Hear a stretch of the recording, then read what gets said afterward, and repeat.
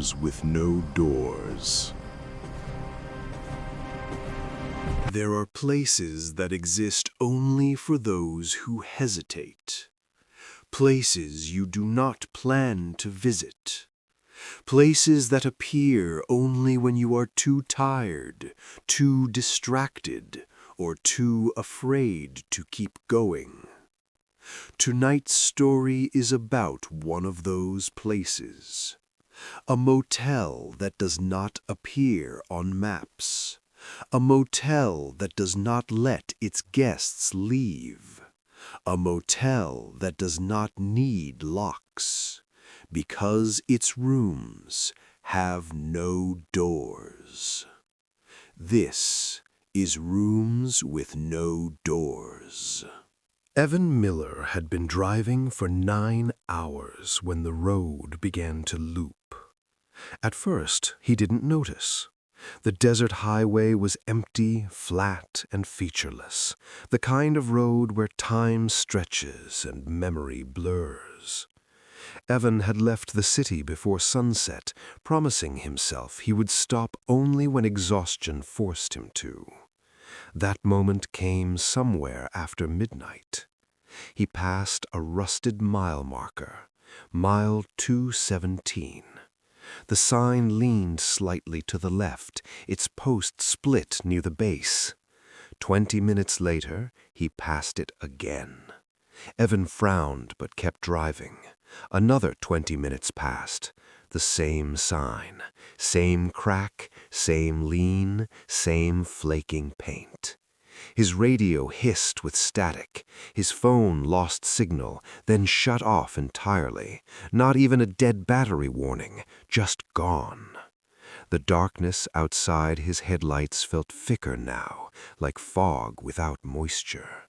The stars were gone. The moon was gone. That was when the neon light appeared. Not ahead, but beside him.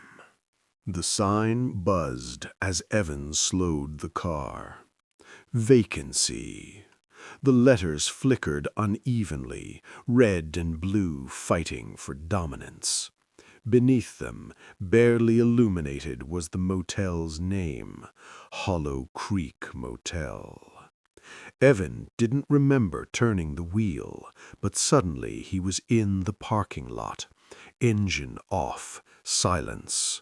The motel stretched outward in a wide horseshoe shape, 1 story tall, paint bleached almost white.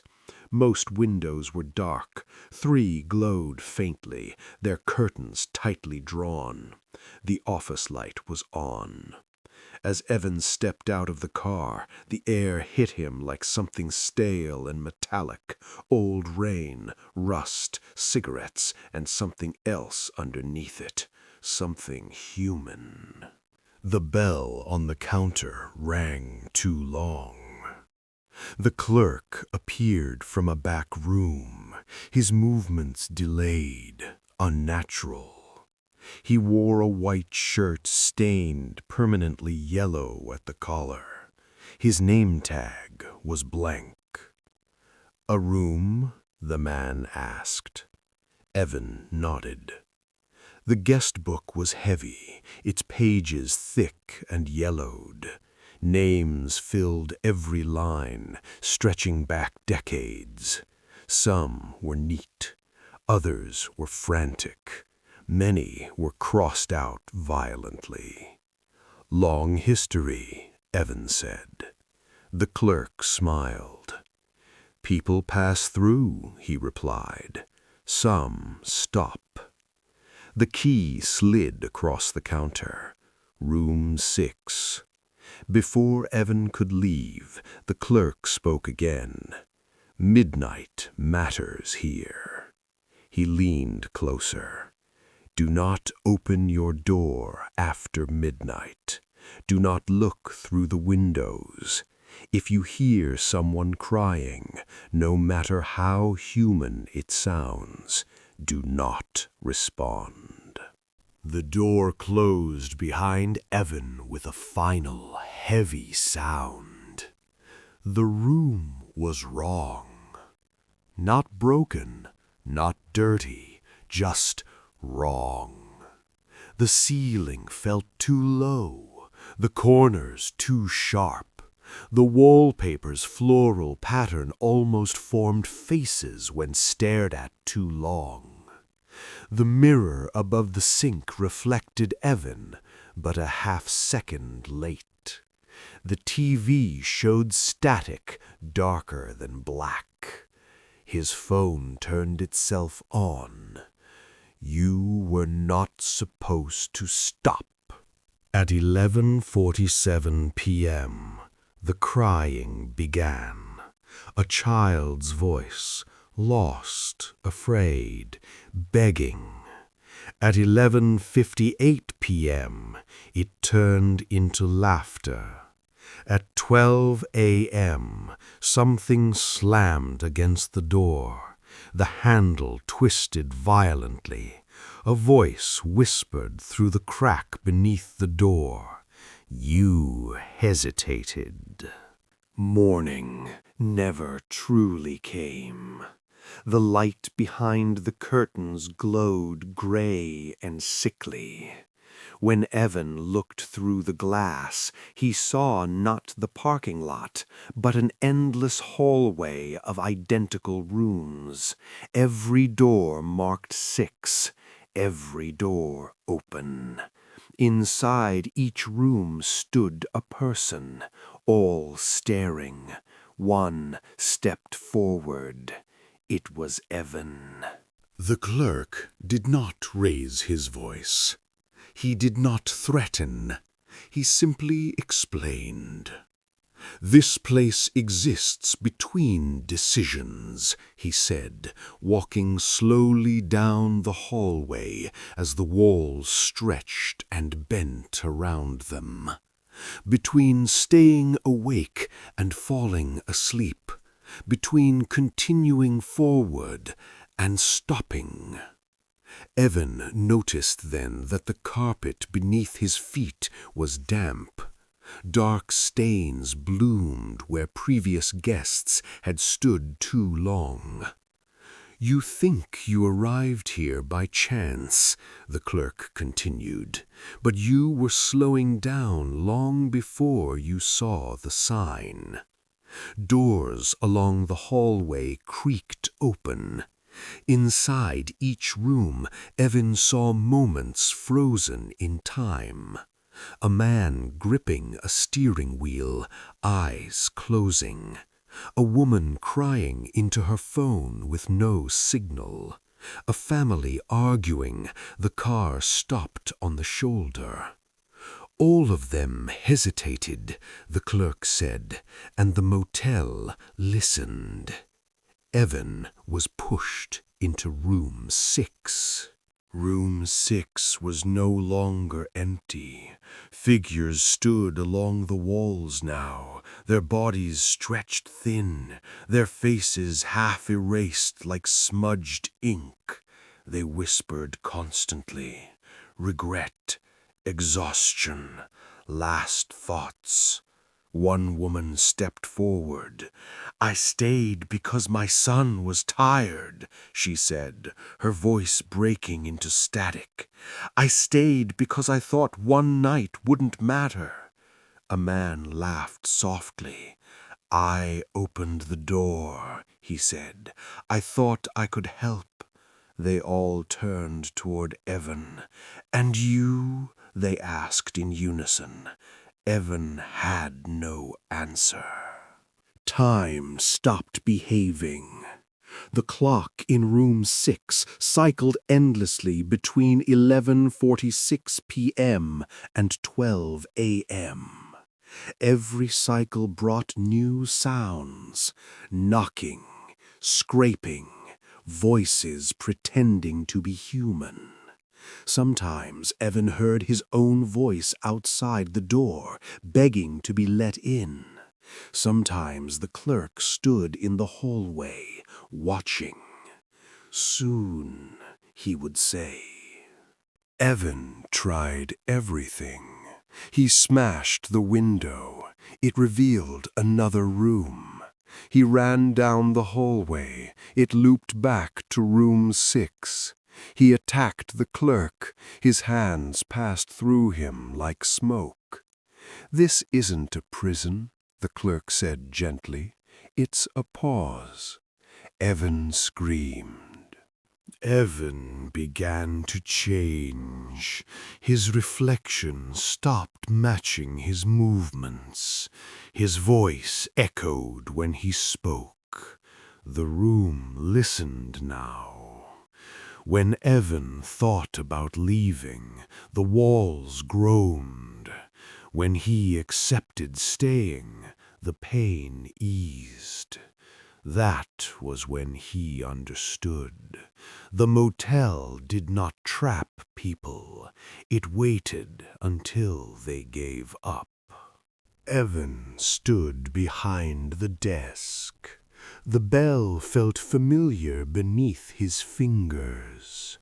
A guest entered the office, exhausted, afraid. "Room?" the guest asked. Evan nodded slowly. "One night," he replied. The neon sign buzzed. Vacancy. But the word flickered now. Sometimes it read vacant. Sometimes it read stay. Sometimes the letters rearranged themselves into shapes Evan almost recognized as names. The motel listened. Once Evan accepted his place, the motel showed him more. There were rooms with no numbers, rooms that opened only when no one was looking directly at them. Inside were spaces that violated distance and shape. Staircases that climbed into ceilings, bathrooms that echoed like cathedrals, beds that were still warm despite being unused for decades. "These are overflow rooms," the motel whispered through the walls, "when the road is busy."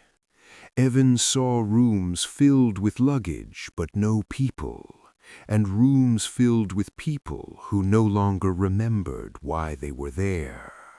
Sometimes when the motel slept, Evan could hear traffic. Not outside, above, a highway running through the sky.